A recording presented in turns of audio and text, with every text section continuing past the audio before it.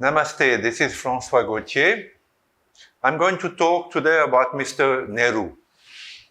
Now, as you all know, Mr. Nehru was the first Prime Minister of India.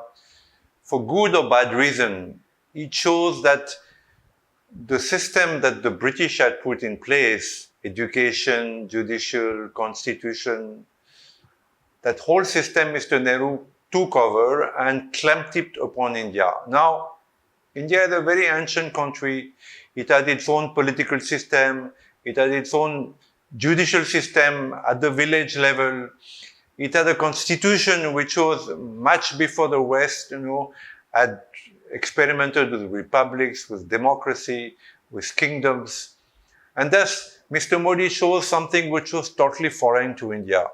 Now, today what we call the Nehruvian legacy, what I call the Nehruvian legacy, is that system which has come down 70 years after independence and which is still ruling India. The huge bureaucracy, yesterday we talked about how the middle and lower bureaucracy is like a huge tentacles, which has taken over India, which is corrupt, but very powerful.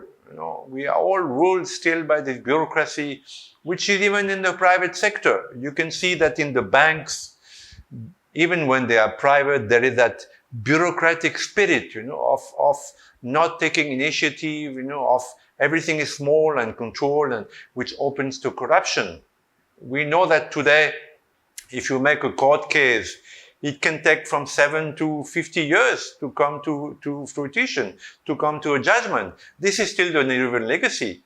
We know that today, your children, whether they go to a private school or whether they go to a public school, will learn nothing about their own culture, nothing about their own heroes and heroines, nothing about their glorious past. It's rather a westernized education which makes them good for export. This is why the greatest brain drain in the world is that of Indians, of Hindus, because your education is still a Nehruvian legacy.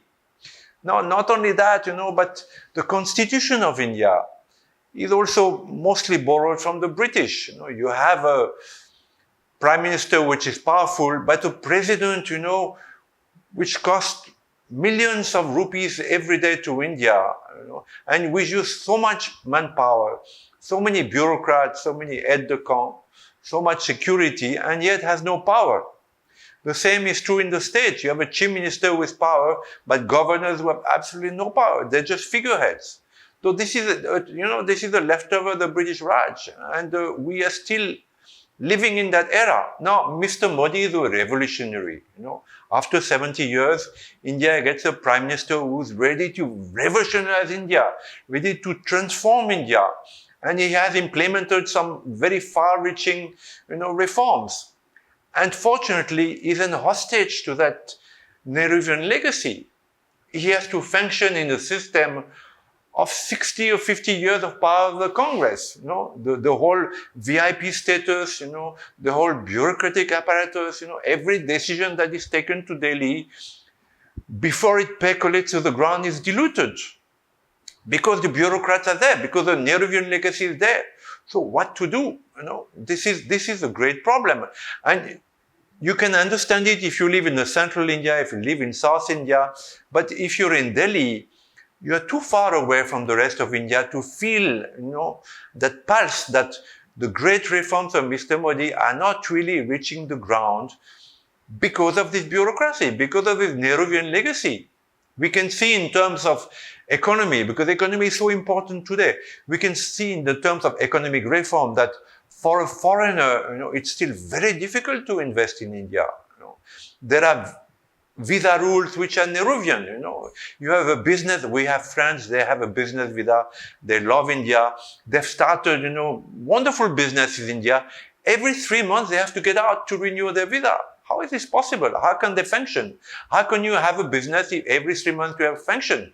We know that still bribes have to be paid, So for a foreigner to invest in India, it's very difficult. Chinese, they liberalize everything. Of course, China is easier. It's a dictatorship. They can impose rules, They can put people in jail if they're corrupt. They even shoot them and they make the family pay for the bullet. But India is not like that. So we see that investment is still very difficult in India. Not only for foreigners, I know NRIs, Indians living in the US, patriotic Indians. They want to come back to India and live in India again. After 2, 3 generations or 1 generation, they want to reinvest their money in India. They come back to India, they find it so difficult to function. It's so bureaucratic, so Nehruvian. They go back to the States. I know so many cases like that. So Mr. Modi maybe doesn't know in Delhi that his revolutionary reforms are not percolating to the ground because of the Nehruvian legacy. How to break this legacy? It's huge, it's everywhere. It's in politics also. Every 3 months there is an election. If you're Prime Minister of India, you have to have an eye on elections, keep on campaigning, keep on going to Maharashtra, to Haryana, everywhere. So you campaign for your party so you don't lose power.